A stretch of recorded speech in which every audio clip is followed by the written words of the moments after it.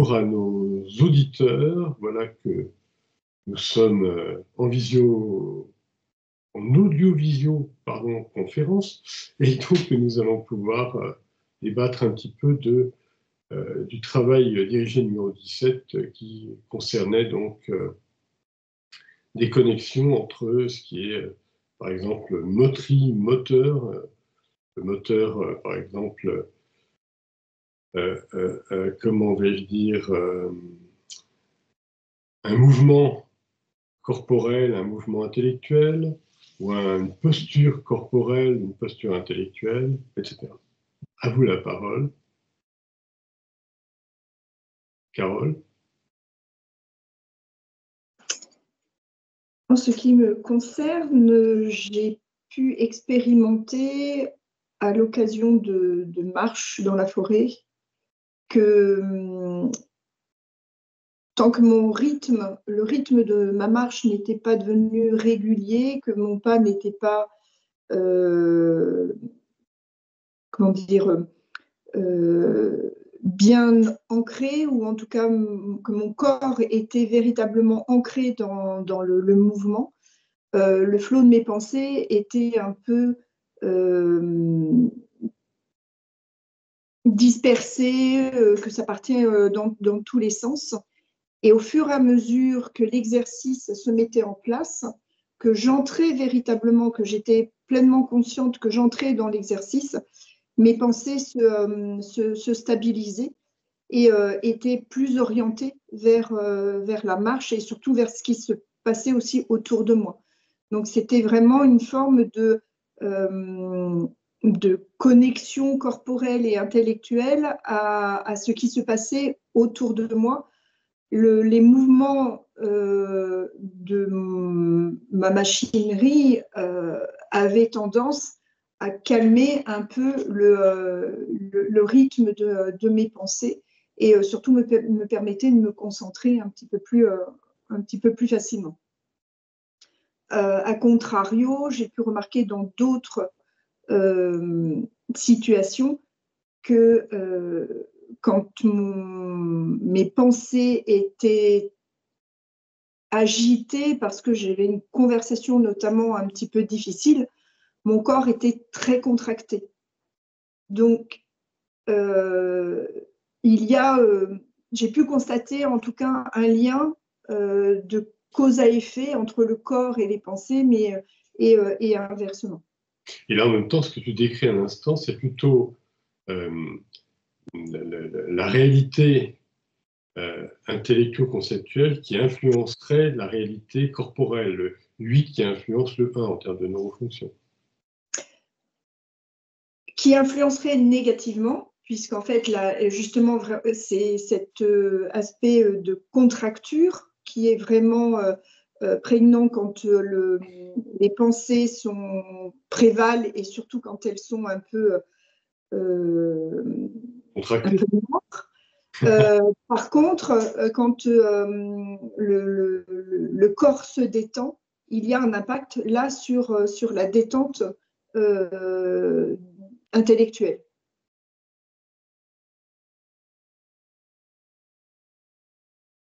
Pour détendre le corps de façon consciente, à ce moment-là, il faut vraiment que j'use de volonté, qu'il y ait une vraie décision intellectuelle, mais sinon il y a un impact plutôt négatif, j'ai envie de dire, dans ce sens-là. L'intellectuel sur le corporel, par contre, le corporel agit plutôt de façon positive sur l'intellectuel.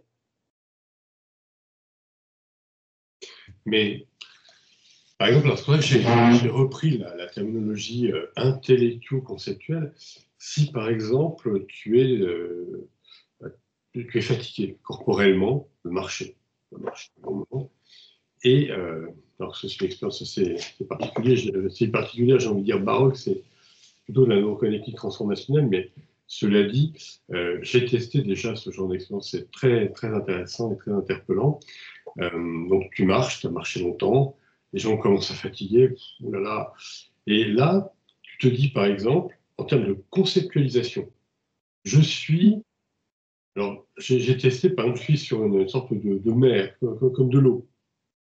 Et là, mes pas naviguent, flottent. Ou bien, il m'est arrivé aussi de travailler sur ce genre d'expérience un peu bizarroïde, mais extrêmement intéressante au niveau des possibilités de notre cerveau de grand singe. Je me suis dit, je vole. J'étais en législation. Vraiment, je n'ai plus le poids de mon corps. La masse n'est plus massive, elle est beaucoup moins massive. Et au bout d'un certain temps, ce genre d'expérience, j'ai pu vérifier que, justement, les jambes, qui pourtant avaient beaucoup marché, commençaient à souffrir, me renvoyer comme information ouh là là, nous avoir mal. Soudainement, la douleur commençait à s'estomper. Pas dit forcément à disparaître radicalement si j'ai plusieurs kilomètres derrière moi, mais s'estomper. Et donc, je continuais à marcher, mais quasiment sans douleur.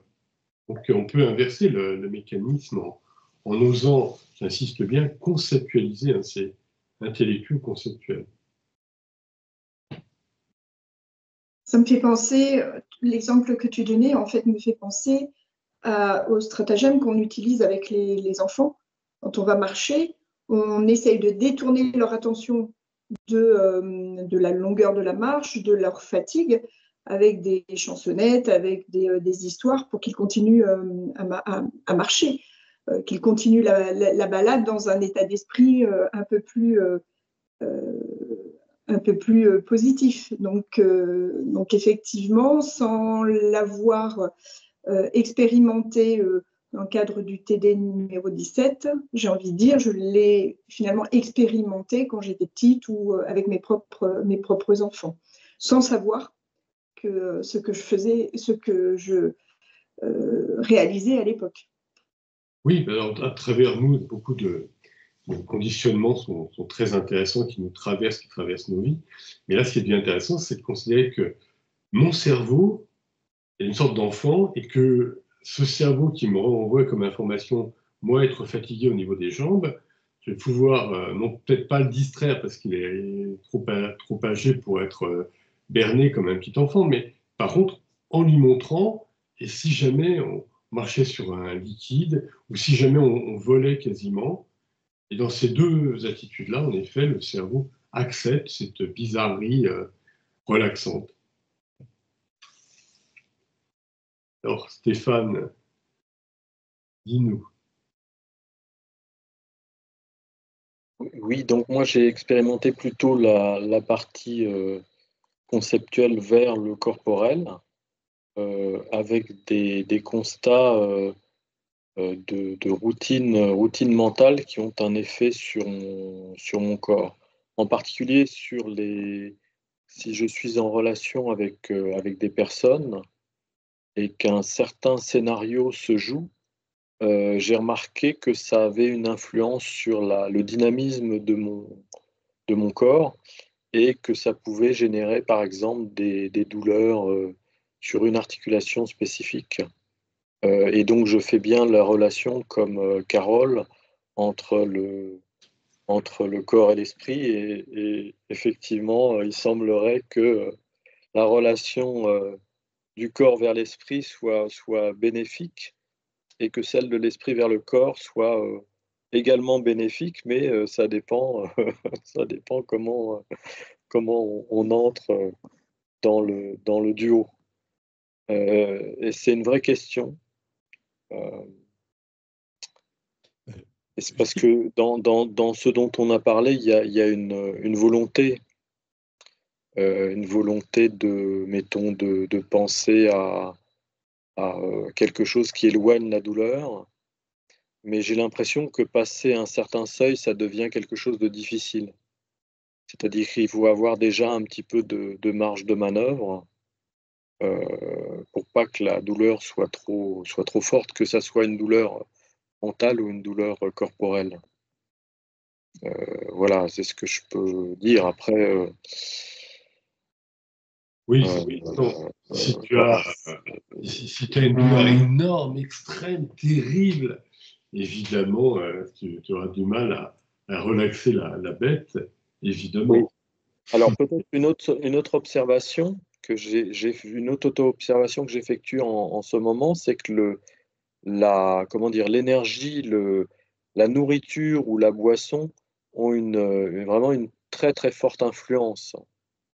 Donc à la fois sur les pensées et aussi sur le corps, et donc ça rentre dans la discussion que l'on a sur justement comment favoriser des pensées qui vont aider le corps à se régénérer.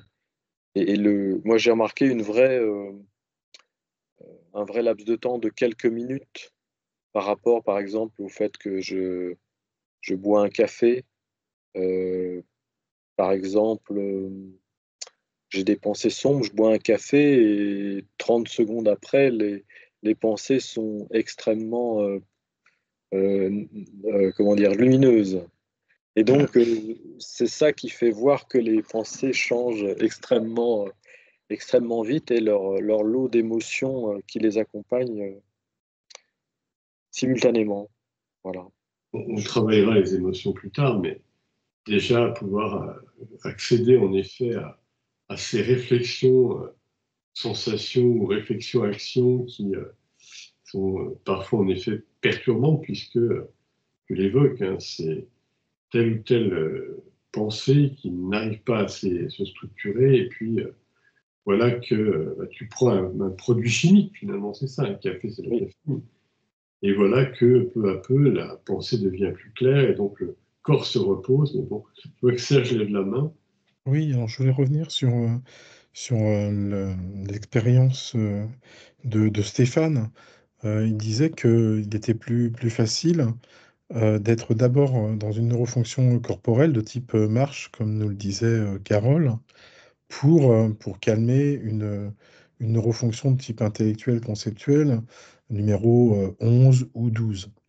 Oui, parce que le corps, il est toujours présent. Et en plus, donc il est présent, il apaise. Donc si ton auto-observation, elle est d'abord sur le corps, mais tu vas trouver un apaisement. Par exemple, si tu es dans une posture corporelle, donc ça va apaiser tes pensées. Après, ça va dépendre, on en rediscutera plus tard, de ton lieu émotionnel. Enfin, mais on en discutera plus tard. Mais là, dans ce cadre-là, le corps apaise.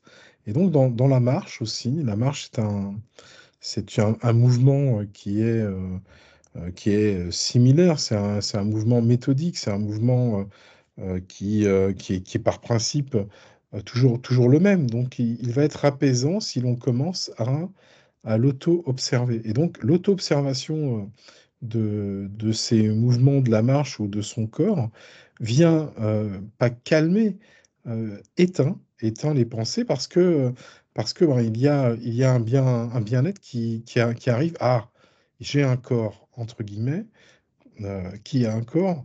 J'ai mon corps. Ah, je suis bien, je suis là, je suis présent. Ah, ça va mieux. Donc, je l'oublie. Et c'est pareil pour le café. Tu prends une tasse de café, donc il y a un mouvement corporel. En plus, il y a le goût du café. Alors, le goût du café, ton auto-observation, ton attention va se diriger donc vers le café. Et donc, les pensées qui vont venir en toi ne sont plus les mêmes. Mais de même pour la marche ou la posture. Tu vas être, ah, c'est bien, là, je me sens bien. Ah, il est bon, mon café. Ah, bon. Voilà, on a, ça crée une diversion, mais c'est des expériences, c'est bien de les noter et puis de pouvoir en parler, effectivement. Maurice, qui vient de se dire, te suscite-t-il quelques idées, quelques réminiscences d'expériences que tu as pu vivre dans ta vie, qui connecteraient justement ce lien Oui. en plat, en linéaire, du Deux ou corporel trois. et que conceptuel? 2 ou 3, je dirais peut-être 1 inter 8, donc la tension, en état de tension intellectuelle. Alors là, du coup, j'ai du mal à articuler quelle est la neurofonction prépondérante. Je vais l'expliquer et vous pourrez me guider, mais en état de tension intellectuelle, décision de relaxation corporelle pour calmer la machine intellectuelle. Donc, je ne sais pas si on fait pardon, Je ne sais pas si on passe du 8, inter 1, inter 8 dans ce cas-là, ou par exemple la fameuse technique de respiration par le nez, longue expiration pour calmer la machine intellectuelle, donc calmer le physique pour ralentir la machine intellectuelle. Je l'ai utilisé ça en période de travail. Donc je ne sais pas dans ce cas-là si c'est l'intellectuel qui est prépondérant sur la machine physique, ou bien est-ce que c'est l'inverse, la respiration calme.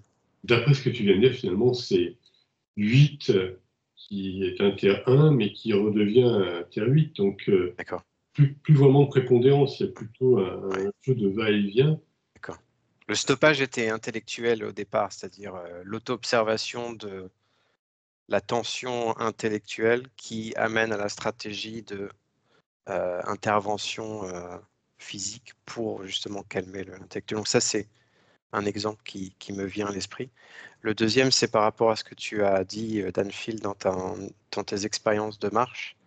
Dans mon trajet entre le garage où je me gare le matin et l'entrée de mon lieu de travail, j'ai expérimenté donc en marchant de façon, disons, assez dynamique, c'est-à-dire en mode je vais travailler, je suis prêt à attaquer ma journée.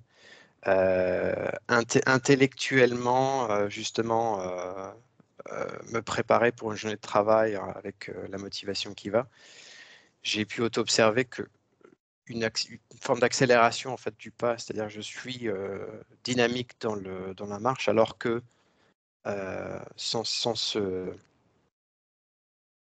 ce push, j'arrive pas à trouver le mot là, sans cette force prépondérante émotionnelle. Par exemple, si je suis en week-end, la marche sera plus aléatoire, plus, on va dire, relax. Donc j'ai pu observer ce genre de phénomène.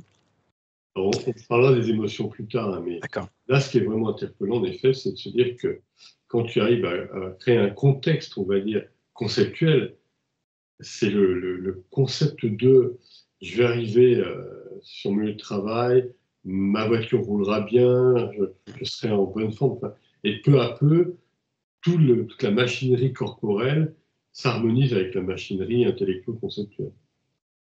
Et en lien à ça, d'ailleurs, dans le mouvement littéralement physique du déplacement, j'ai auto-observé un peu une forme une anticipation de trajectoire, on va dire, par exemple une foule assez dense, avec une destination bien claire et le pas déterminé.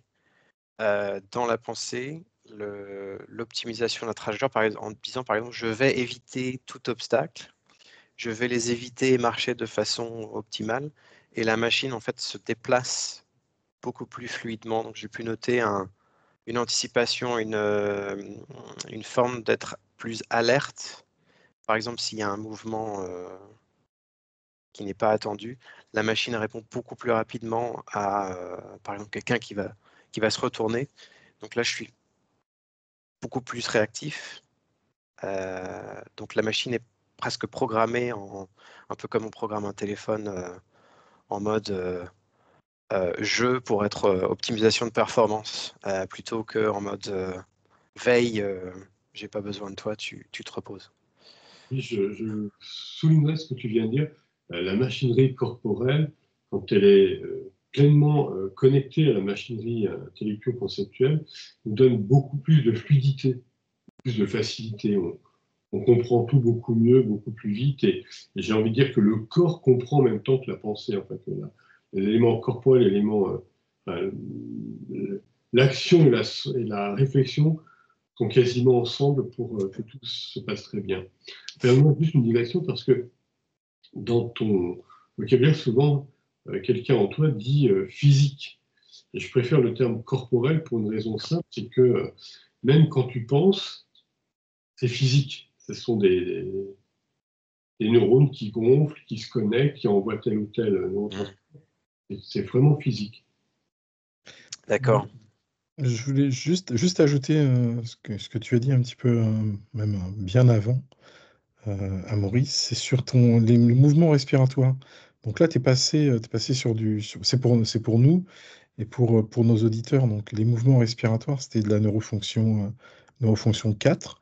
Alors intériorisé ou extériorisé, ça dépend de tes mouvements et de ton auto-observation. D'accord. Voilà. Et j'ai un dernier exemple, peut-être un cas limite, mais une auto-observation dans un contexte très précis, par exemple la conduite, où il y a une forme d'attention très alerte sur l'environnement autour de moi, où la décision intellectuelle de concentration pour éviter par exemple un accident, j'ai pu auto-observer par exemple que la machine n'entend plus ce qui se passe par exemple dans un espace très proche. Si je suis en conversation ou s'il y a quelqu'un qui me parle, c'est pas vraiment une conversation, c'est un son d'une personne qui me parle. La machine va complètement l'ignorer, donc je pilote. La machine pilote, prête l'attention intellectuelle sur l'environnement en face. Et la machine corporelle décide d'éteindre la distraction autour et se réveille dans une conversation où, par exemple, on est à l'arrêt, il y a moins d'attention sur l'environnement physique autour. Et la machine corporelle se réveille dans la conversation et réalise qu'elle a raté, je sais pas, une phrase ou deux. Donc il y a cette expérience aussi que j'ai. Enfin, c'est plus une réalisation qu'une expérience, mais c'est une a posteriori. Donc je pense que je ne sais pas si ça rentre dans le contexte de l'exercice. Non, mais c'est bien de le signaler et de le dire parce que c'est intéressant de pouvoir se représenter comment. Alors, les mécanismes de l'attention, on les connaît. Il y a une attention plus à l'arrière de notre cerveau, une attention plus dans l'avant, on va dire. Une attention qui part de ce qui est visuel et connaissance de l'espace. Et puis, il y a une autre attention, on va dire, plus intellectuelle qui part de l'élément sémantique, de ce qu'on comprend par l'écoute. Alors, ce qui est intéressant, c'est que là, tu joues sur les deux attentions et ton cerveau va être capable de se dire, pour être plus attentif à ma conduite, c'est bien parce que tu n'as pas dit la conduite automobile, mais c'est ce que j'assens, bien sûr. Mais ce qui devient intéressant, c'est que tu ne l'as pas dit, parce que peut-être que ton cerveau savait en même temps que tu allais parler de ta conduite personnelle, toi-même, comment tu te conduis.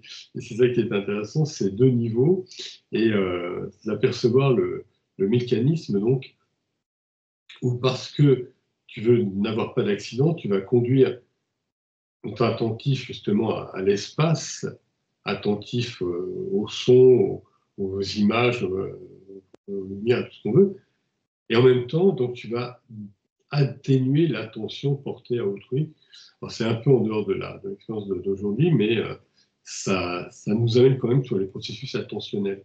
C'est quand même intéressant. Et savoir, justement, c'est la question que tu posais initialement, lequel prédomine sur l'autre, on se rend compte peu à peu qu'au bout d'un moment, ce que j'avais souligné, c'est que c'est l'harmonie entre deux processus attentionnels qui devient intéressant. Donc, c'est plus l'un qui domine ou l'autre qui domine, ou l'un qui précède et l'autre qui suit, c'est peu à peu les deux qui arrivent à une sorte d'équilibre et sont ensemble. Alors, avez-vous plus à rajouter, sinon nous lançons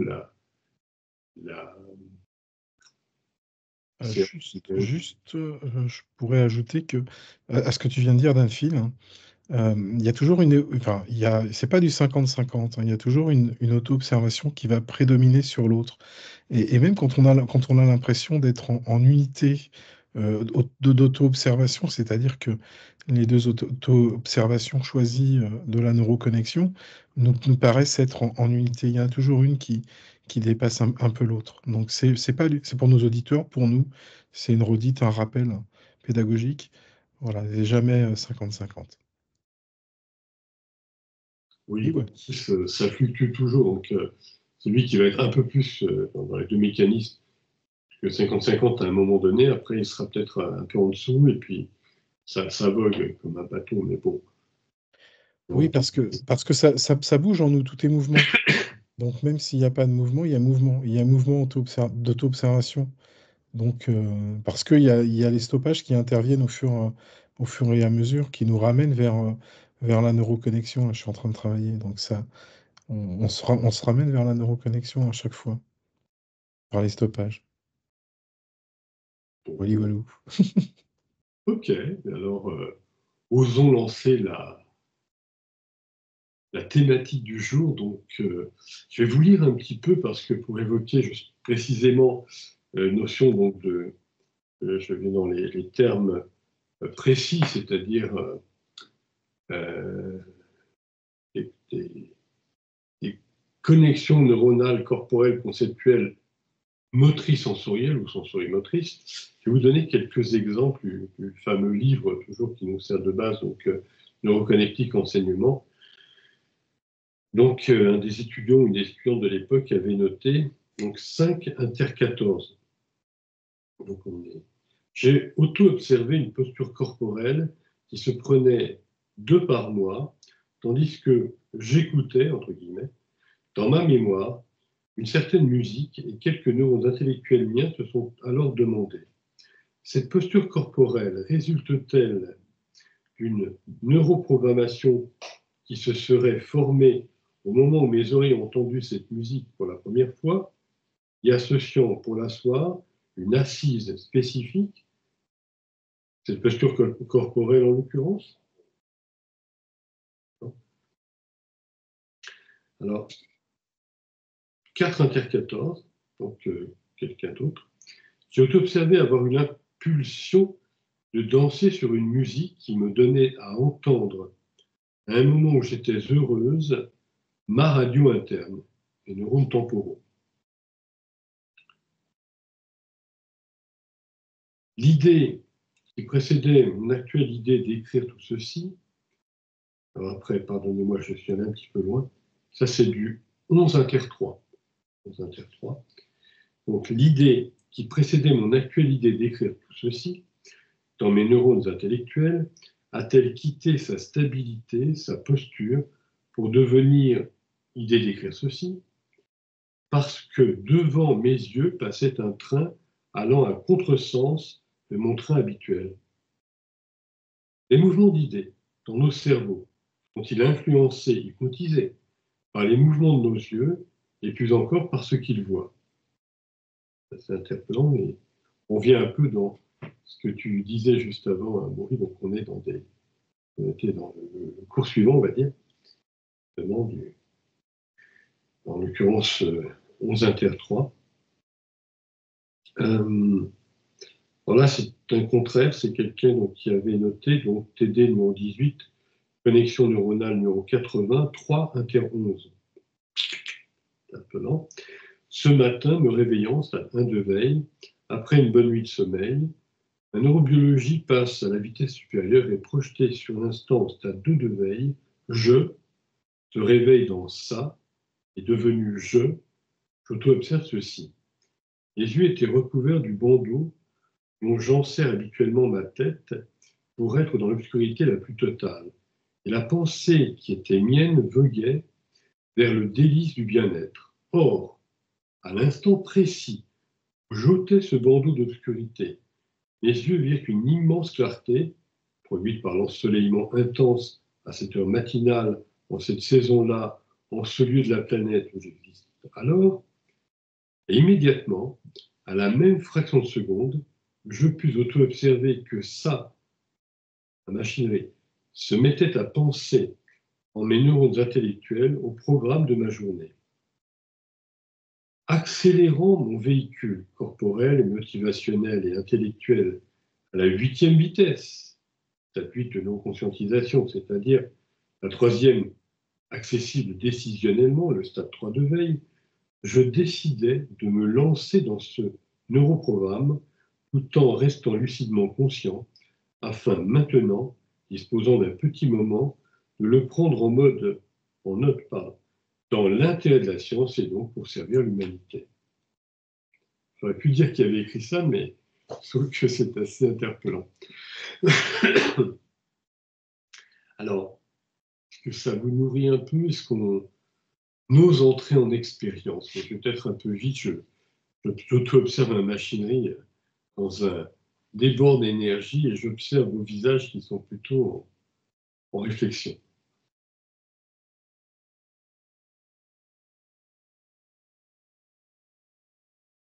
Oui, par rapport à ce sujet-là, j'aimerais vous faire part de mes observations. Si, par exemple, le matin, je me réveille et je fais cet effort d'auto-observation du déroulement de mon neuroprogramme qui va m'établir justement un programme avec une liste complètement, comment dire ça, irréaliste. J'ai remarqué que si je cherchais à calmer un peu cet automatisme, cette pensée qui fait des listes et qui dit il faut que je fasse ça, ça, ça et ça, en fait, il se passe la chose suivante, c'est qu'il y a une sorte de logique qui émerge et qui fabrique comment dire, une permutation de la liste. C'est-à-dire qu'il est plus intéressant de faire tel type d'action en premier. Il vaut mieux balayer et ensuite peindre plutôt que de peindre avant de balayer. Et donc, si on se donne si on fait cet effort au niveau intellectuel de donner de l'espace euh, à l'intérieur, enfin entre les phrases de cette liste, en fait, quasi, je dirais, de façon très naturelle, s'organise une sorte de hiérarchisation des actions. Et même, ça marche même au niveau des mouvements, c'est-à-dire que, par exemple, c'est mieux d'effectuer tel mouvement pour aller chercher la tasse plutôt que d'aller chercher la théière au bout. Donc il y a une espèce de chemin, je ne sais pas trop comment le dire, mais de chemin d'évolution qui fait que les priorités s'organisent dans le monde physique, pas physique, mais dans le monde matériel.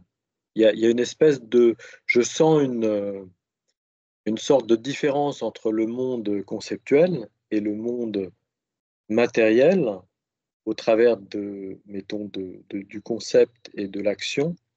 Mais il y a aussi une intelligence du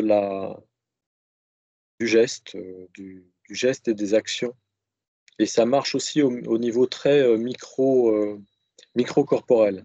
Ça, moi, je suis en train d'auto-observer ça et ça me rassure beaucoup sur l'intelligence de notre corps. Voilà. Oui, Serge. Oui, alors attention au verbe faire maudit, parce Ah, que tu l'as prononcé à j'ai beaucoup multiples fait. reprises, J'ai au beaucoup moins fait. 6 fois, 6 ou 7 Ah, fois.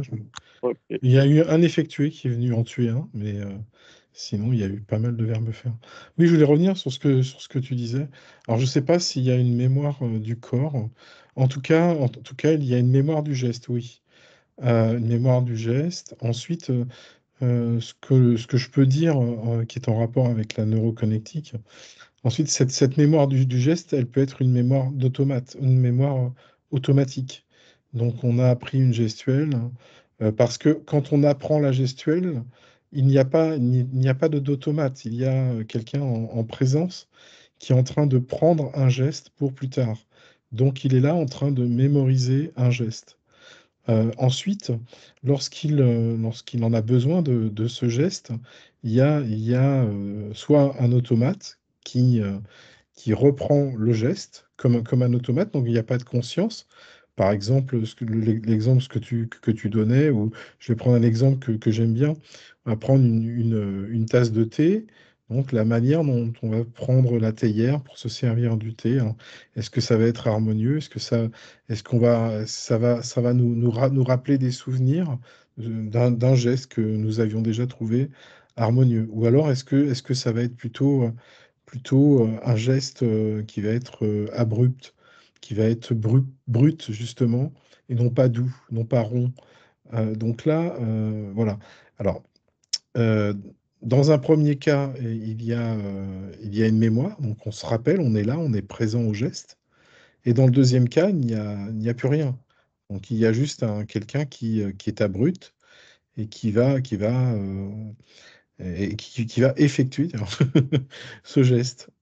Alors, ensuite, pour un ébéniste, par exemple, quelqu'un qui va travailler le bois, là, je pense qu'à chaque mouvement, malgré qu'il sache, il y a une présence. Il y a une présence, à son travail, il y a une présence à l'outil, il y a une présence à la matière. Il y a ce dont tu parlais tout à l'heure, c'est-à-dire il y a le concept, conceptuellement, il est présent aussi, parce il va sculpter. Donc, dans son cerveau, il y a déjà la sculpture. Peut-être il suit un dessin, on ne sait pas. Mais au moins, il y a cette présence, donc une présence conceptuelle, intellectuelle, et aussi une présence au geste, une présence au mouvement corporel. Voilà ce que je peux dire, ce que je peux ajouter à ce que tu as dit. En fait, si on parle en soi, si on parle de la présence sensorimotrice, j'ai envie de dire qu'il y a un paramètre, on y reviendra quand on travaillera sur les émotions, qui est la peur de l'échec, la peur de l'accident. Si tu es en train de taper sur un burin et que tu dois donc avoir ton œil qui anticipe ton coup, ça peut être une telle précision avec un tel danger.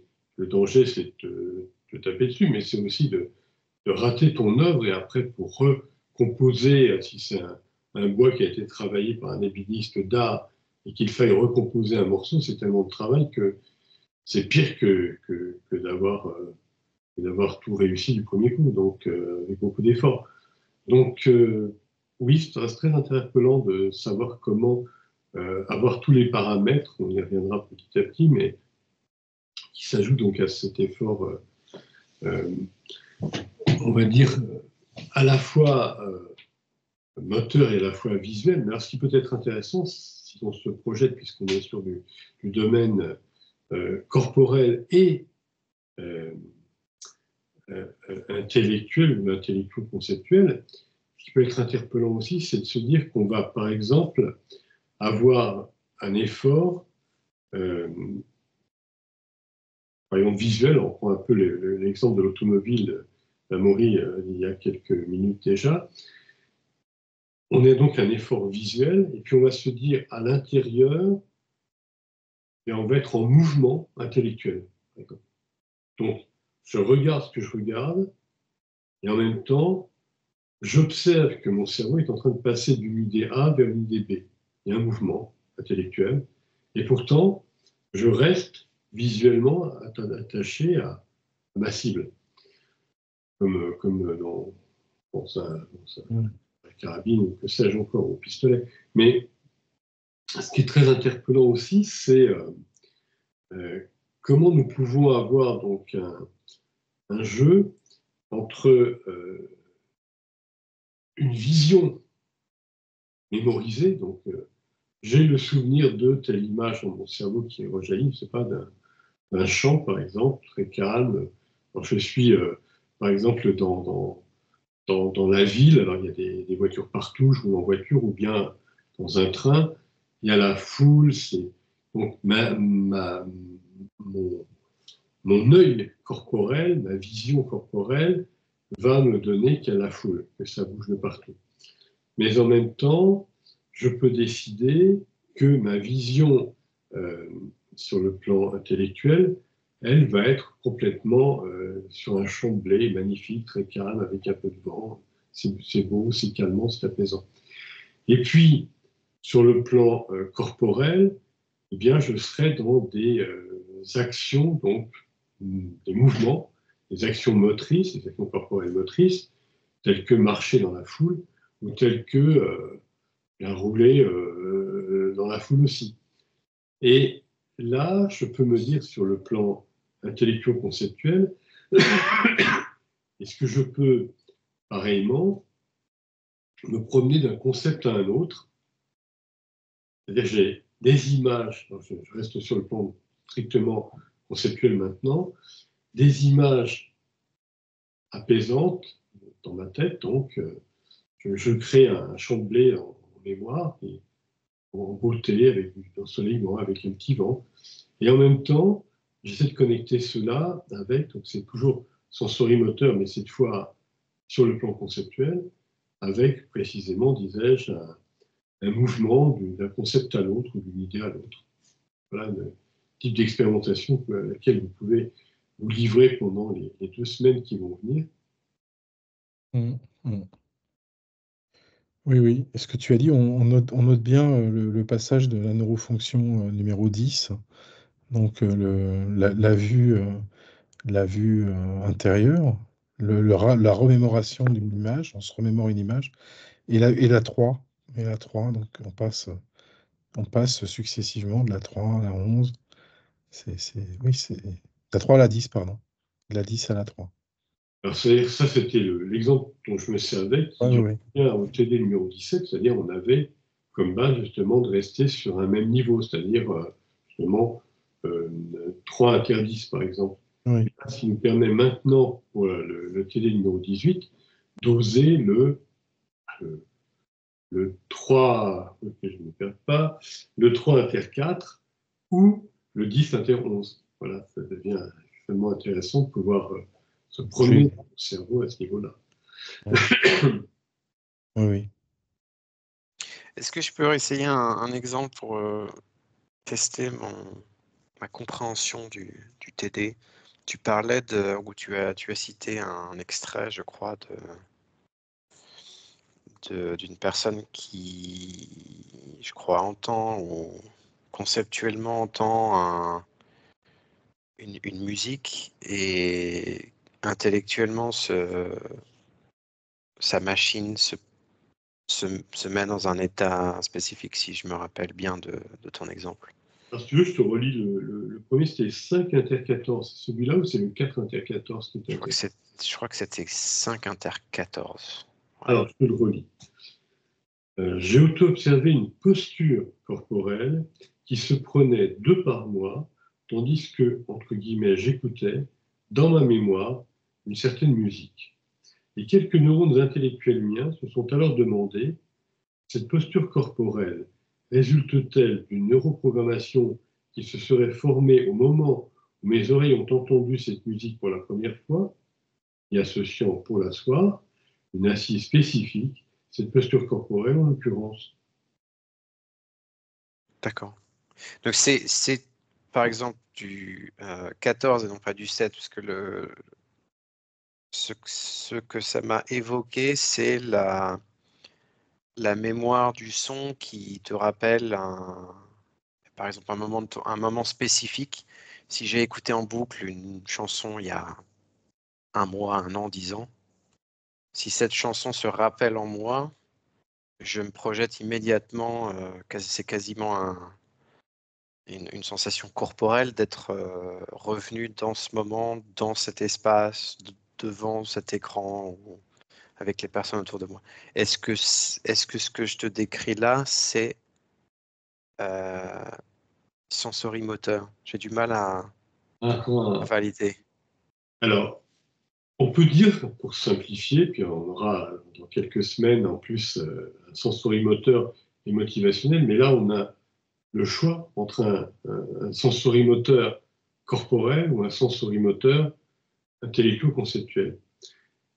Dès l'instant où tu te dis je me souviens, avec des images, on est dans le mode conceptuel, on est dans le domaine conceptuel. Et tu peux avoir un moteur conceptuel. Le moteur conceptuel, c'est le mouvement intellectuel, passer d'une idée à une autre, passer d'un concept à un autre. Donc on peut dire que quand tu quittes ton « je vis là maintenant tout de suite », qu'il y a un souvenir visuel ou auditif, et qu'à partir de là, tu te retrouves toi-même un peu à la façon de la Madeleine de Proust, en train d'être là dans tel ou tel moment, mais c'est comme si tu avais projeté, il y a un mouvement intellectuel, il y a un mouvement conceptuel, tu es projeté dans ton passé. Par contre, ce qui devient très intéressant, je me souviens de Monica, alors je le dis pour Serge, donc une des membres du groupe de formation et de recherche en neurocognitique numéro 1, qui était par ailleurs, donc elle avait une fonction, c'est une sociologue de la famille à l'UNESCO, et elle avait beaucoup travaillé sur « je me rappelle de ceci, je me rappelle de cela », mais elle tombait dans un piège, et là, on se rendait compte nous-mêmes, en l'explorant, en l'expérimentant, neuroscientifiquement parlant, neuroconnectiquement agissant, si je puis dire, que c'est un piège vraiment très délicat, à savoir que je raconte ce que j'ai vécu. Ah, je me rappelle à tel moment, je sais pas, je marchais dans un bois. Alors, tu te retrouves toi-même en train de marcher dans le bois. Je tourne vers Carole, évidemment. Alors, je marchais dans un bois. Donc, tu te retrouves dans la mémoire de je marchais dans le bois. Mais à ce moment-là, en général, ce qui se produit, c'est que tu oublies que tu es là, comme ceci, ou comme cela, ou comme cela. Tu oublies que tu es là, parce que tu es dans le souvenir de je marchais dans le bois. Donc, il y a l'élément moteur réveillé sur le plan corporel par cet effort de se souvenir de cette marche à travers un élément moteur intellectuel. Peut-être en même temps, on est bien dans ce travail expérimental, tu as la vision de ce que tu voyais dans le bois, des arbres, des petits feuillages, des petits oiseaux, des petits, je sais pas quoi, des gens qui se promènent, tout ce qu'on voudra. Mais tu as oublié que maintenant, tout de suite, tu as peut-être aussi des éléments visuels de tout de suite. Et alors, le plus délicat, alors ça, je l'avais noté dans un autre livre qui n'était pas dans la série de nos livres, on va dire, académiques, mais dans un livre grand public, donc peut-être le sortir vous-même et le montrer. Dans la neuroconnectique, est-ce que je laisse... Voilà, oui, la neuroconnectique, neurosciences de l'éveil, donc dans ce livre-ci, il y a un moment où j'ose une narration qui est assez particulière parce que, et là encore, on revient sur des chocs.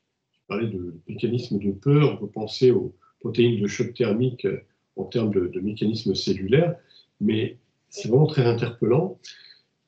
J'étais allé à un moment donné à un endroit où je disposais d'une maison avec un jardin. Puis des années ont passé, je reviens dans ce lieu-là, et ils ont construit un immeuble. Tout a été rasé, évidemment, on a compris.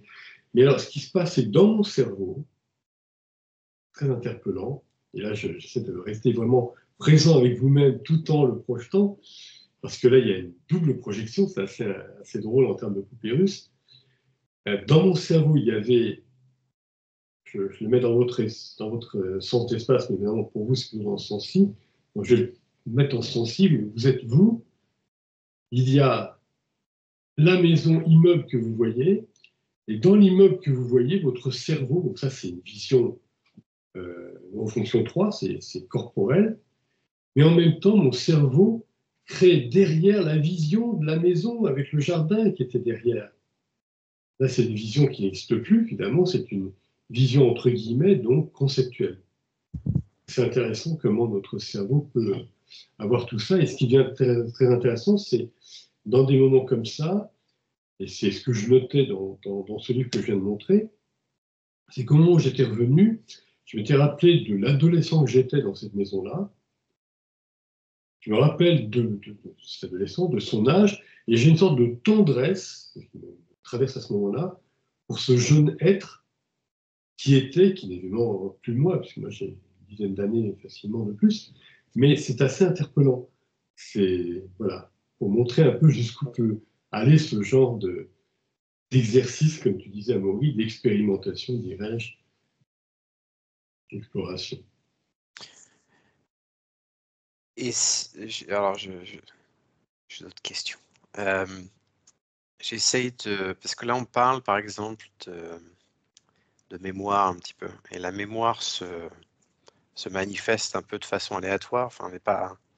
On peut rappeler soi-même sa mémoire, mais j'essaie de comprendre comment intersecter ça avec le stoppage. Si par exemple j'ai un stoppage là maintenant tout de suite, ou un stoppage toutes les 5 minutes, est-ce que je vais avoir une mémoire qui va se manifester Donc dans l'expérimentation, j'essaie de comprendre comment maximiser le potentiel de l'expérimentation, si ça a du sens. La décision de mémoire est un stoppage. La décision de te remémorer une scène est un stoppage. D'accord. De toute façon, il y a... Voilà. Et c'est la décision qui va amener la mémoire. Ou alors on va t'amener à cela depuis l'extérieur. Quelqu'un va te parler et va t'amener sur une mémoire. D'accord. Donc en Donc étant là, attentif à ce moment-là, je stoppe au moment où la mémoire se manifeste, je stoppe la machine pour regarder comment ça se connecte avec le mouvement intellectuel, par exemple. oui, bah, stopper la machine, oui, mais c'est ce que j'ai appelé des très très micro-stoppages qui te permettent une présence aux deux neurofonctions, oui, que tu veux noter l'observation, auto-observation, là on en est là, hein, ça surgit, tu l'auto-observes et qu'est-ce que ça donne chez toi? À l'intérieur, intellectuellement, et on verra plus tard, émotionnellement et corporellement, qu'est-ce que ça va créer chez toi? Oui, oui, c'est. Oui, mais là, c'est déjà du travail avancé, hein. On est sur du très, très avancé. Alors en plus, quand tu évoques la mémoire, elle est en effet très souvent sollicitée par l'extérieur. Elle est très souvent mécanique, c'est-à-dire qu'elle est sollicitée par la pensée d'avant.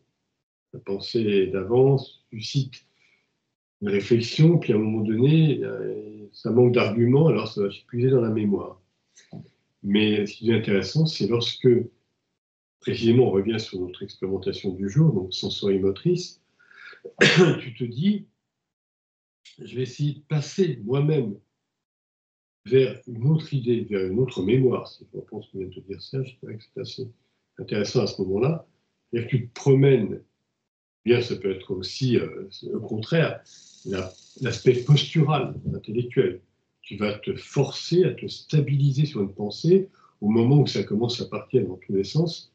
Pour te dire, un peu ce qu'évoquait avant, c'était Carole, oui, pour ne pas être toi aussi tu l'as dit de toute façon, ne pas être disturbé, comment dit-on, pris par l'extérieur, et ça, et ci, et ça, et pouvoir rester concentré, ça peut nous obliger, ça peut nous amener, pardon, pour nous libérer, pour n'être pas obligé par ces fluctuations trop rapides de la pensée, se dire au contraire, je prends une posture intellectuelle unique et je reste dessus. Et en même temps, eh bien, je m'entraide, je m'aide grâce à une vision. Alors, une vision, entre guillemets, donc intellectuelle, on va dire conceptuelle. Je me rappelle, par exemple, si je suis, je prends un exemple tout simple, en train de réfléchir à tiens, c'était quelqu'un qui me parlait récemment pour une rédaction d'une thèse, qui prépare un doctorat, en me disant, mais je n'arrive pas à me concentrer parce que ma mémoire ne fonctionne pas, au bout d'un moment, j'ai trop accumulé d'informations et c'est plus ce que j'ai mis en mémoire. Et je lui disais, la solution, c'est plutôt de se dire, je vais connecter ma mémoire avec des images. Des images, donc ça peut conseiller des couleurs, mais bon, l'image d'une couleur bleue, par exemple, mais ça peut être un fleuve, ça peut être. Et cette image fleuve, eh bien, elle va peut-être m'apaiser quand il y a un fleuve d'idées dans ma tête et que je voudrais justement n'avoir qu'une idée globale, bien centrée. Oui, alors c'était disturber, c'est déranger. Pas être dérangé à la place. Oui, il y avait un autre mot qui a été employé qui me plaisait plus, qui était plus, mais bon, je ne retrouve pas, mais bon, disons, être dérangé, être oui, comment dire ça, Perturbé. perturbé. Oui. Pas perturbé.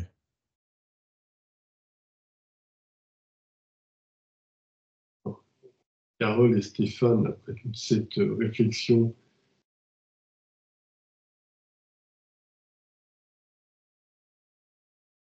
Carole, j'ai l'impression, en lisant dans ton visage, que dans quelques neurones intellectuels tiens, ça se dit, mais comment vais-je réaliser des expériences à partir de là, par quel bout le prendre tout ça?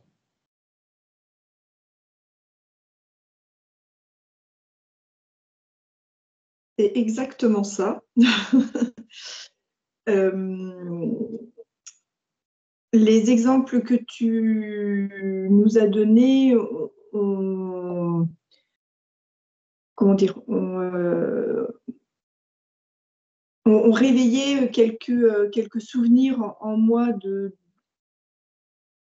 d'expériences que j'avais pu mener sans savoir qu'en fait je menais une expérience. Mais l'exemple le deuxième exemple que tu as donné, cette notion parce que la personne était dans un état d'esprit heureux, joyeux, et qu'elle finalement son corps se mettait en branle pour danser comme si elle avait une musique intérieure. Enfin, moi, c'est comme ça que je l'ai interprété. Après, c'était peut-être pas forcément exactement ce cette personne a voulu dire. J'ai tout de suite eu une image qui s'est imposée à mon esprit, où souvent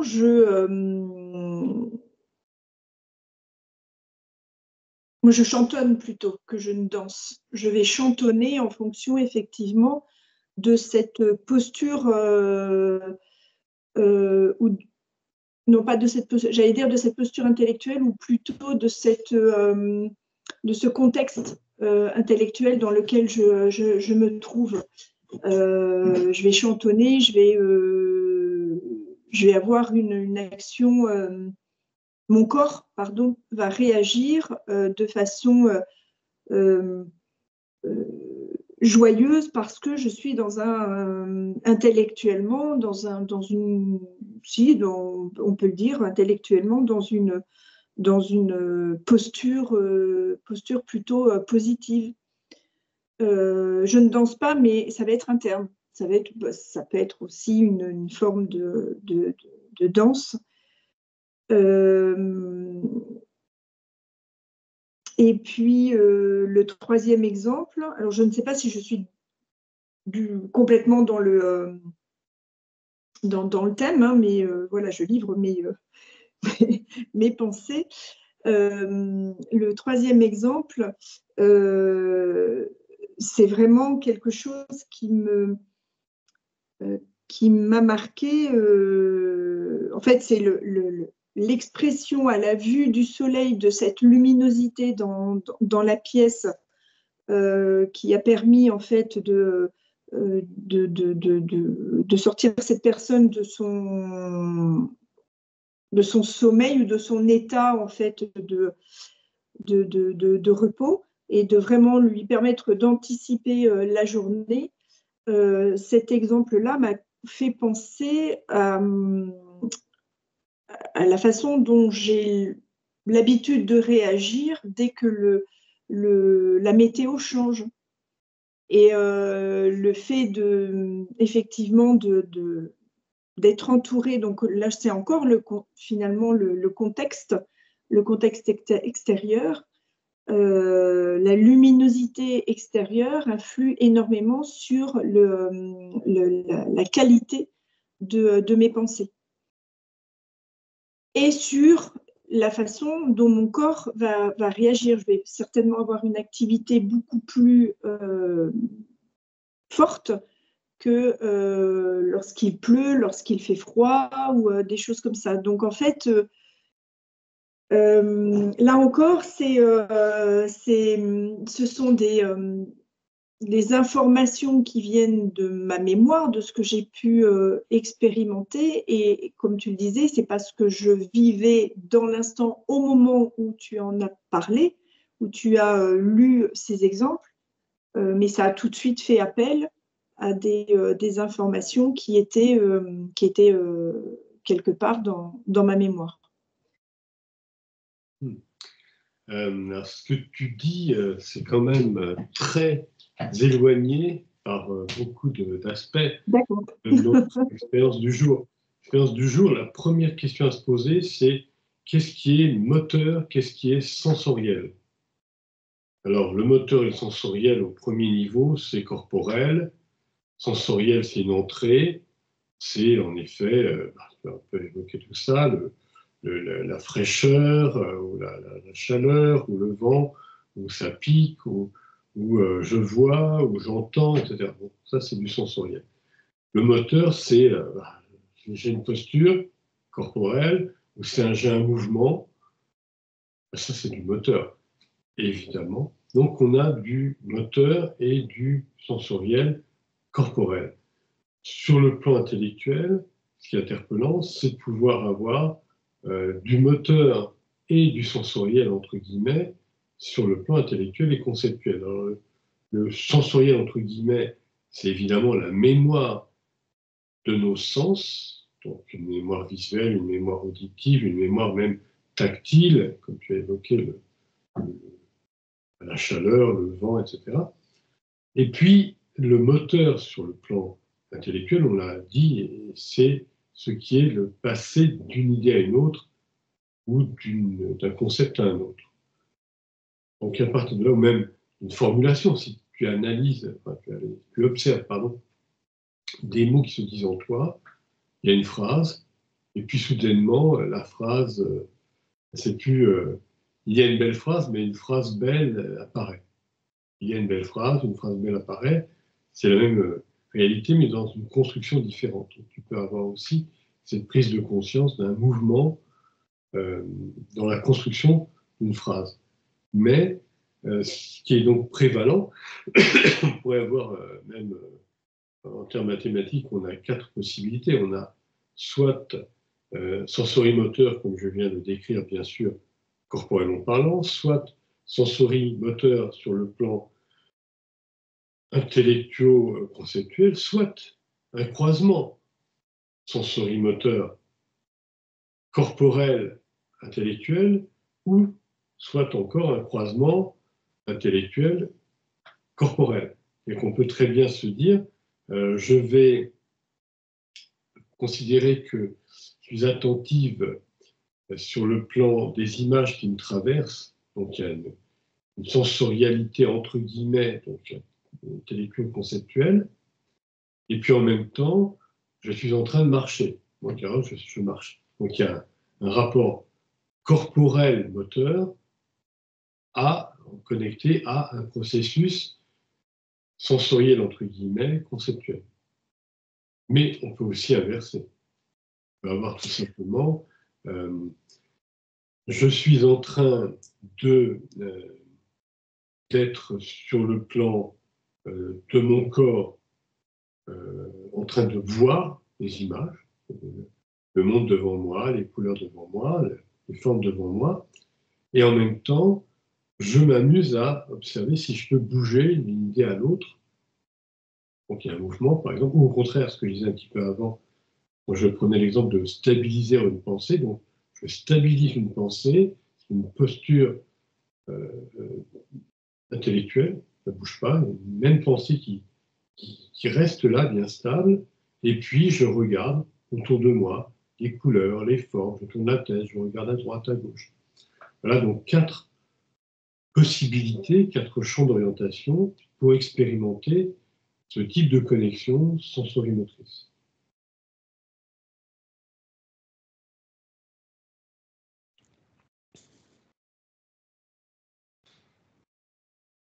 Évidemment, je viens de donner quelques exemples, ça. Oui, mais moi j'ai une question par rapport à ce que disait Carole.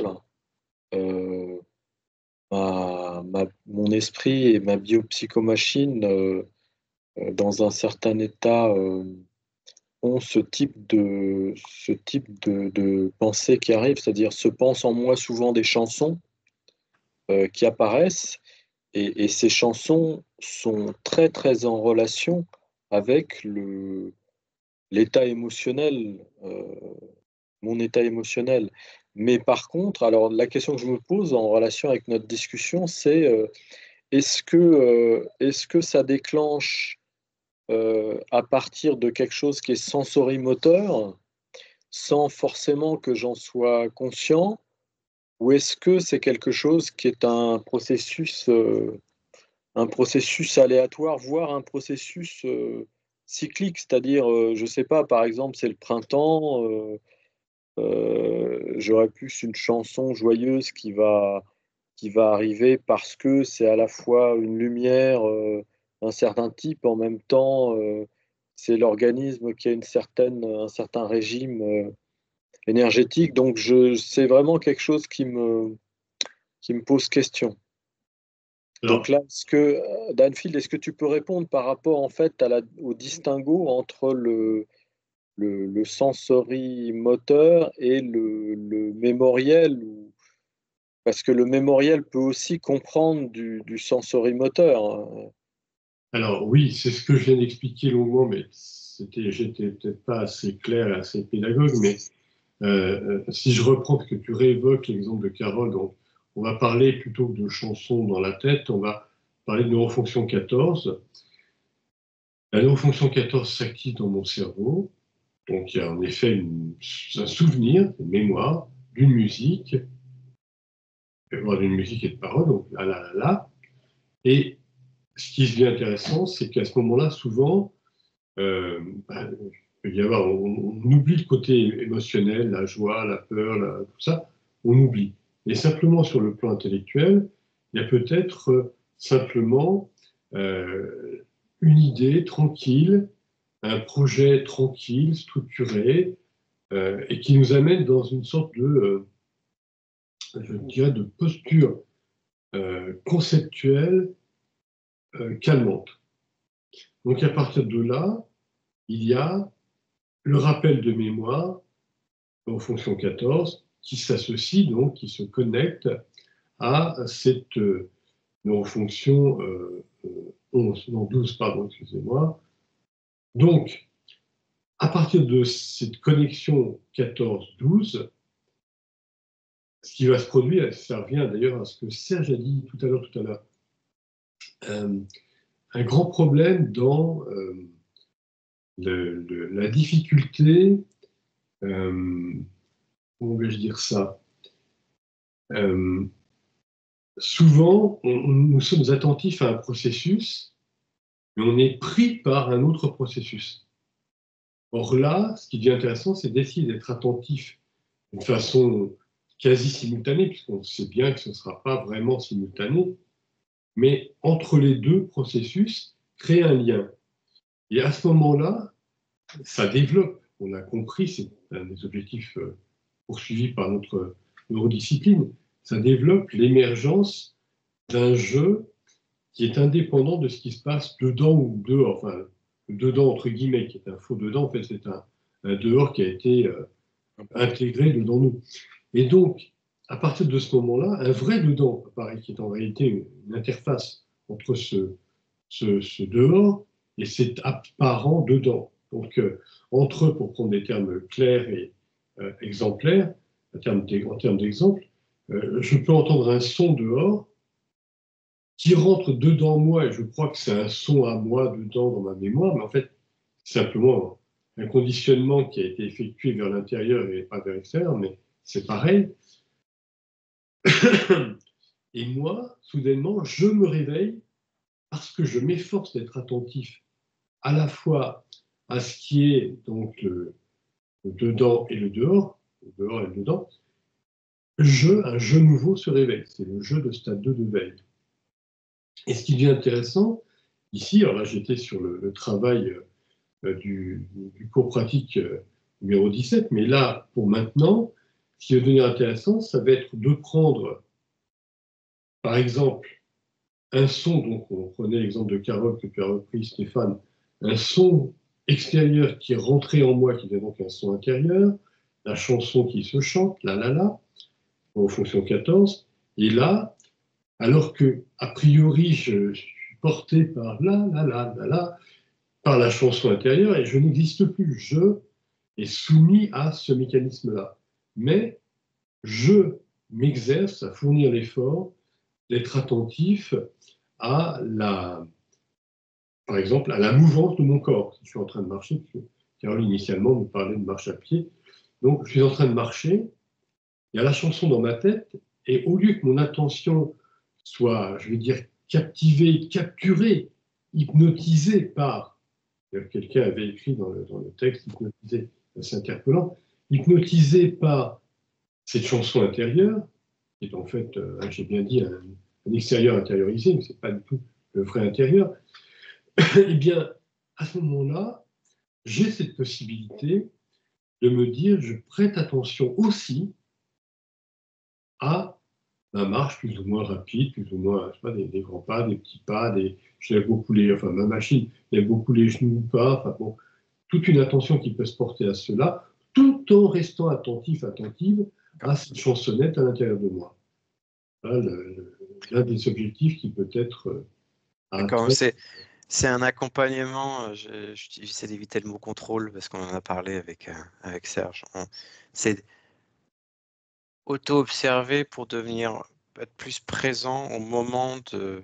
J'expliquerai ça en termes d'habitude pratiquement. Si j'ai un son qui me rappelle une chanson que on me chantait quand j'étais petit, qui va m'emmener dans la cuisine de ma grand-mère, ou qui va me rappeler les petits plats que ma mère cuisinait, à ce moment-là, j'entre en présence et au lieu d'être en gros presque prisonnier de la machine, je vis cette mémoire, mais je suis plus présent et donc j'auto-observe autour de moi, j'auto-observe mes autres neurofonctions à ce moment-là. C'est ça l'exercice en fait. Alors fondamentalement, c'est ça. Alors, les autres neurofonctions, précisément, on reste dans sensoriel moteur. Voilà, ce sera moteur en effet. Mais c'est ça tout à fait, comme aurait dit Montesquieu, comme il a écrit l'esprit des lois, eh bien là, l'esprit de l'expérimentation, le but, l'objectif de l'expérimentation, c'est bien ça, absolument. Et à partir de là, eh bien, tu arrives à l'expérience que j'avais narrée donc, dans ce livre en 2017 que j'évoquais, qui vient d'un autre livre antérieur, 2008, c'est cette idée fondamentale, justement, quand tu arrives à cette distance, à cette désidentification entre toi maintenant et toi de jadis en toi-même, tu peux être comme moi, qui suis âgé, je ne sais pas, de 22 ou 25 ans, qui se retrouve devant un immeuble, là où il y avait, quand il avait encore 17 ans, une maison, et qui va être capable, à 3 niveaux, de percevoir, et justement parce qu'il y a le 3e niveau, de percevoir, oui, l'immeuble, ça c'est une perception corporelle, visuelle, de percevoir, entre guillemets, et là c'est conceptuel, la maison et jardin et les maisons qui étaient derrière et qui existaient avant, et en même temps, parce qu'il y a le 3e niveau, d'auto-observer moi-même qui suis là devant ceci et devant cela. Et c'est parce qu'il y a ce 3e niveau qu'il peut y avoir les 2 autres niveaux qui ne sont pas télescopés avec un qui effacerait l'autre, l'autre qui effacerait l'un, et avec la possibilité de rester justement libre dans la mémoire. Je me rappelle, et je sais que je me rappelle, je ne suis pas envahi, happé par la mémoire, comme les histoires pour enfants, avec un livre magique qui rentre dans le livre. Tu vis de réalité, en fait, quasiment. Tu vis la réalité mémoire et la réalité présente du moment en même temps. Bah, tu vis pleinement ce qui est en train de se passer. Ah, pardon, excusez-moi. Tu vis pleinement ce qui est en train de se passer. Pleinement.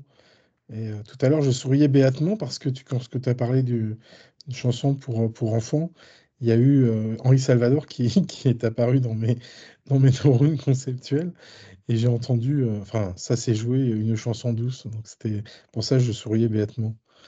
Donc voilà. Oui, mais on est pleinement présent. Là, il était à 3 niveaux et c'est formidable. C'est mignon parce que dans mon cerveau, quand je t'écoutais à Maury, c'était très proche parce que c'était une chanson allemande. Donna, Donna, Donna, Donna, meine Mutter. Voilà. Bon. Donc c'est très mignon, tu te rappelles que finalement, enfance connote chanson douce pour enfants. Mais bon, cela dit, la plus grande force qu'on puisse trouver dans cette expérience de maintenant, donc cette expérience proposée donc dans le travail dirigé numéro 18, c'est de nous dire, je m'offre, si on reprend l'aspect non pas visuel corporel, mais visuel, entre guillemets, conceptuel, pouvoir, ou sonore, bien sûr, les chansons, donc 10 ou 14, pour parler de neurofonction, clairement, pouvoir entrer dedans mais n'être pas absorbé. Parce que précisément, on sépare, on divise notre attention avec comme autre objectif l'attention portée à nos mouvements corporels ou nos mouvements intellectuels.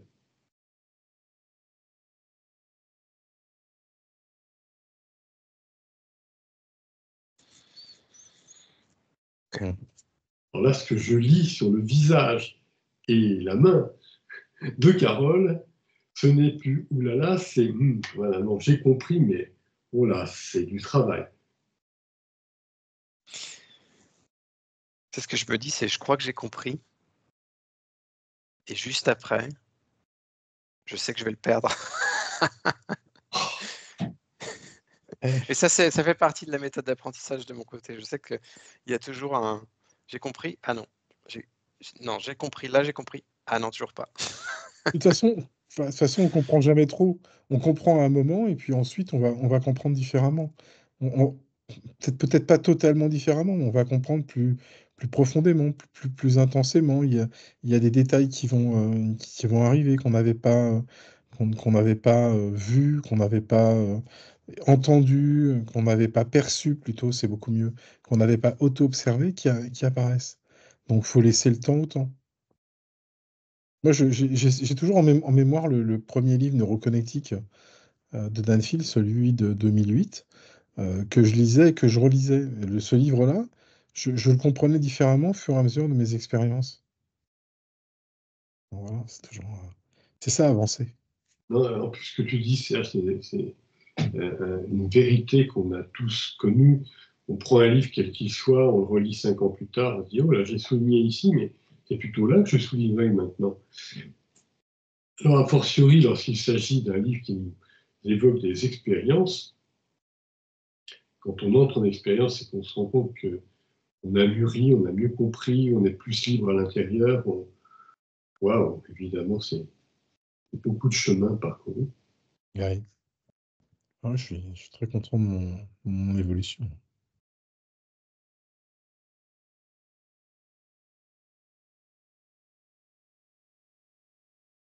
Ouais, c'est plus clair globalement. Je me tourne vers Carole, vers Stéphane.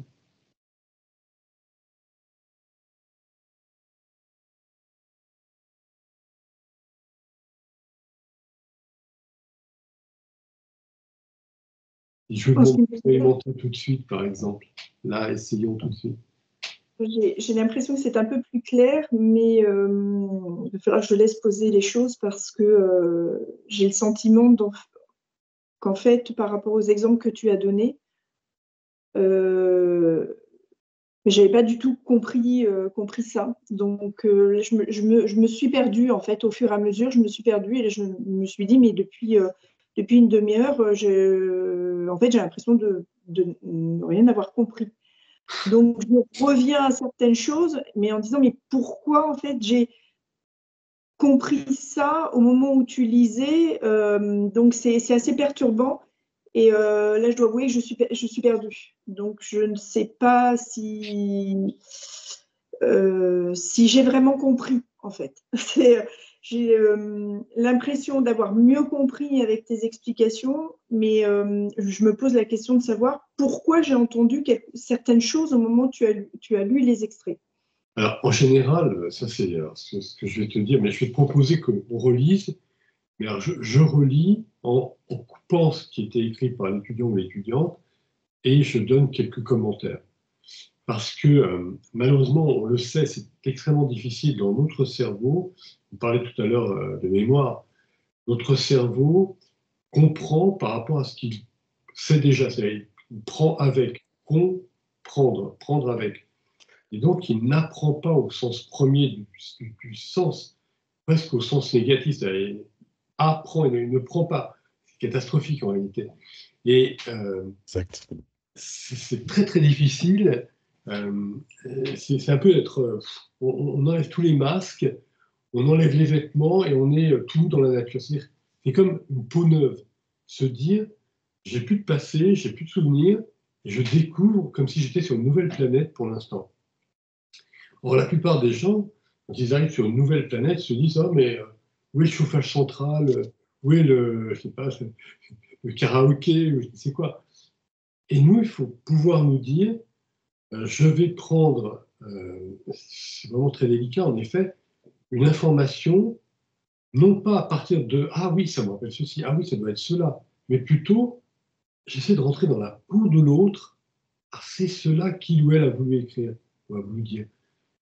C'est un exercice très difficile puisque notre cerveau fonctionne par, d'ailleurs, c'était un neurobiologiste français que j'ai eu pour maître, j'écoutais beaucoup de ses conférences, j'ai même 2 livres dédicacés par lui, et donc Jean-Pierre Changeux, et il avait une expression particulière, là je vais vous montrer, c'est mignon, une expression particulière, il disait que notre cerveau est un organe de représentation. Je trouvais que son terme était extrêmement choisi, parce que ça veut dire présenter à nouveau, représentation.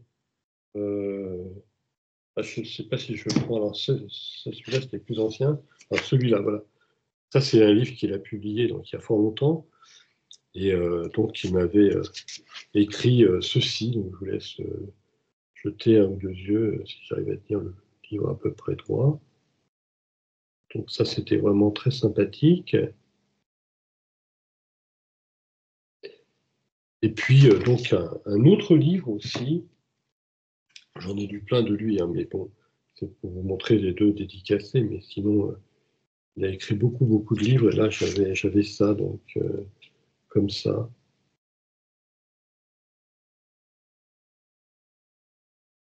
Donc, c'était évidemment touchant, parce qu'il appréciait particulièrement que je lui pose des questions, comme il me le disait, pertinentes, donc qui obligeaient à réfléchir.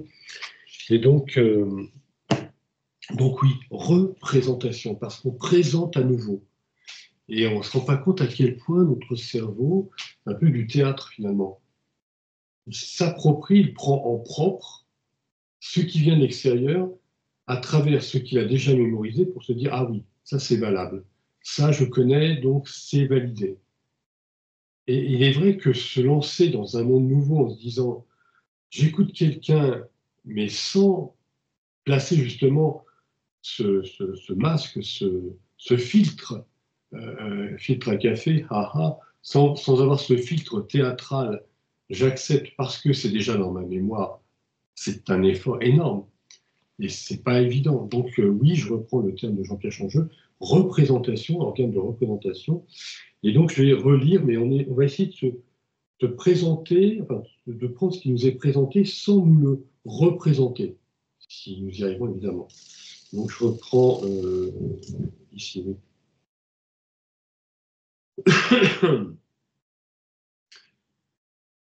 Alors je prends, c'était le 4 inter 40, 4 inter 14 auquel tu te réfères, je suppose. Au demeurant, je relirai les 2. Donc, j'ai auto-observé avoir eu l'impulsion de danser sur une musique qui me donnait à entendre un moment où j'étais heureuse. La radio interne, les neurones temporaux.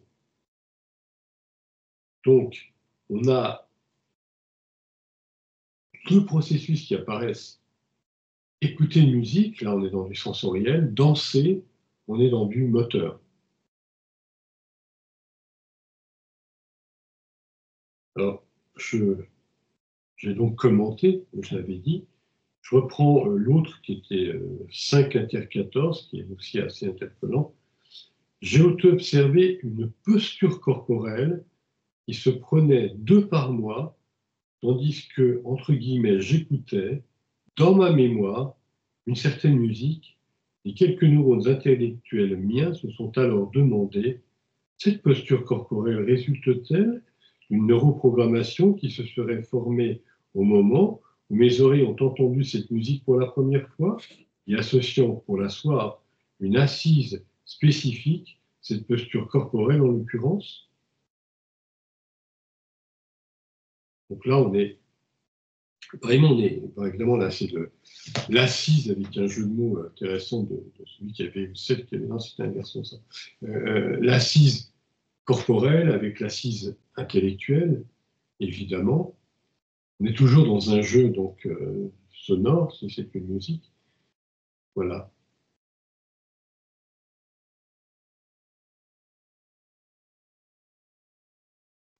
Je t'ai amusé encore parce que quand tu as dit assise, j'étais en train de me rasseoir dans la chaise.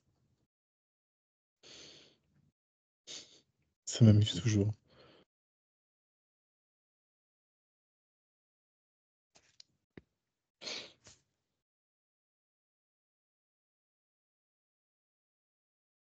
Bon. Ouais, on est bien là. Stéphane en sourire, Serge aussi. Mais pas Carole. Hein. Eh oui, mais...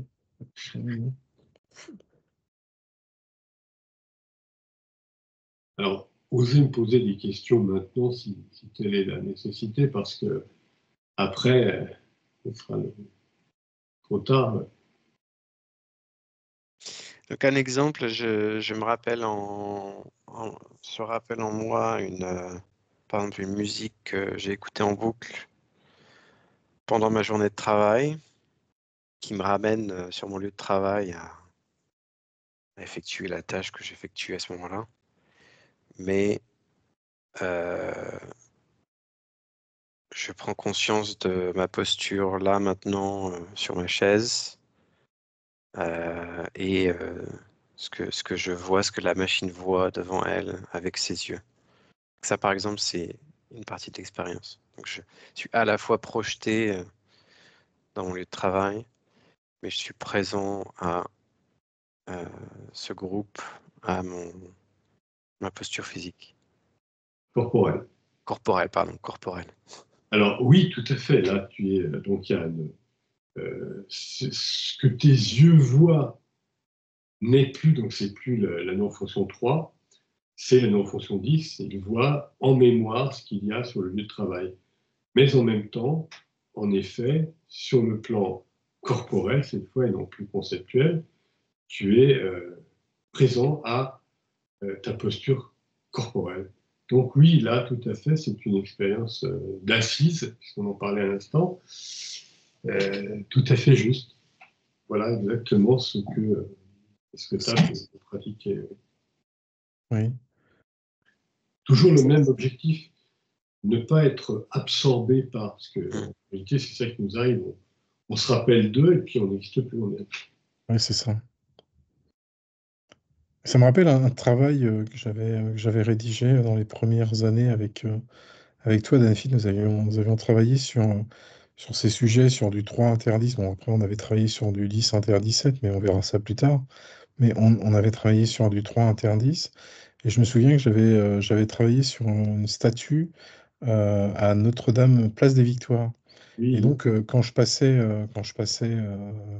sur le trajet pour aller à mon bureau, je voyais cette statue place des Victoires.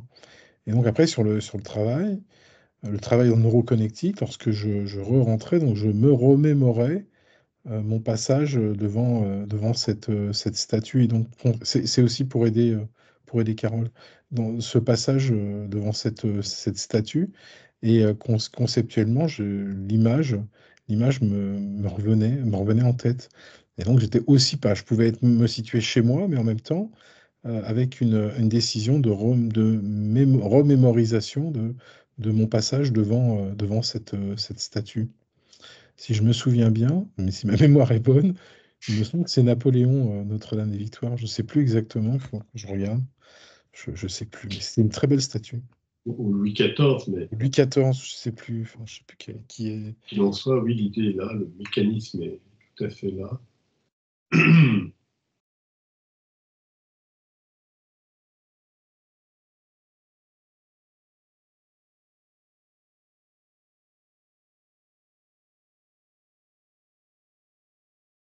D'accord. Donc un autre exemple pourrait être dans la mouvance de ce que tu expliquais à l'instant.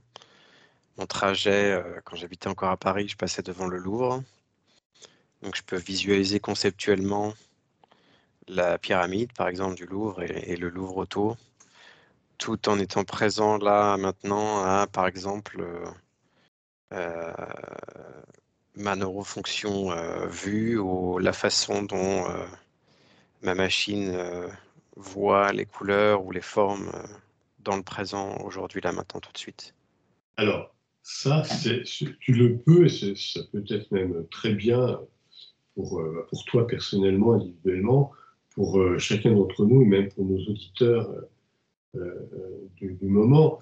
Mais ça nous ramène plus vers la neurofonction, pardon, pas vers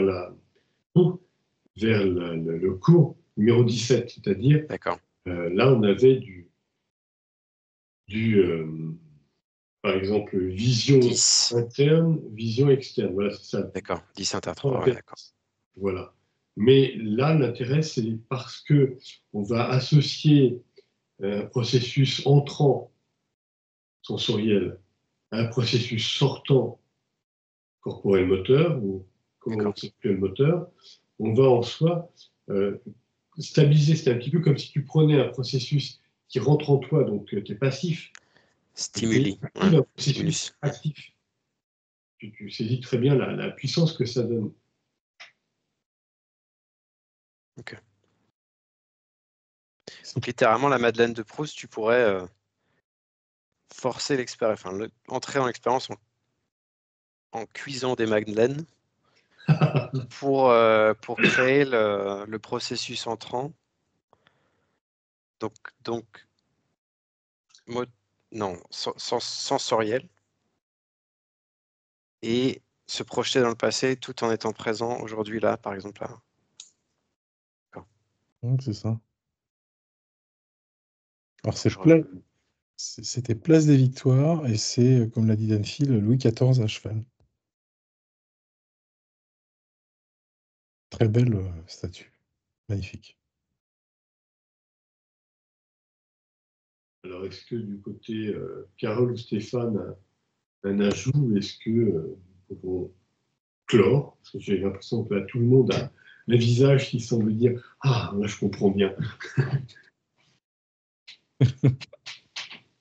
Avant de le reperdre, donc, dans 5 minutes. Et de retrouver la 6e minute en lisant tes notes en disant « Mais oui, je suis en expérience ».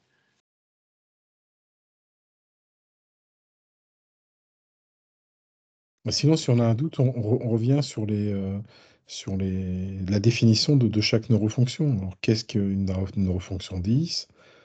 Qu'est-ce que la neurofonction 14? Et on va se repérer à travers ça.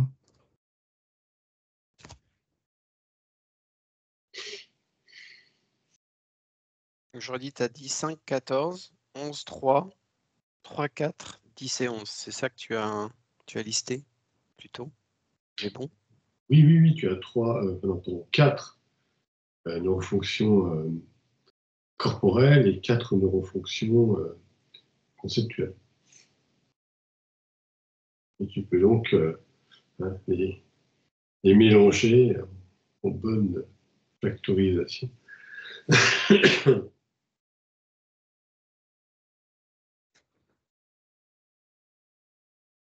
Bon. Stéphane, est-ce bien pour toi? Oui, c'est bien pour moi, ça, petit à petit. D'accord. Et Carole? Carole en pleine note. Oui, c'est un peu plus clair, mais je vais me laisser le temps d'expérimenter. Parce que là, j'ai peur sinon que ce soit trop confus. Donc voilà, j'ai besoin, je pense, de ces 2 semaines pour me poser. D'accord. Bon, alors je me permets de clore la vidéo avant que nous prenions rendez-vous. Voilà.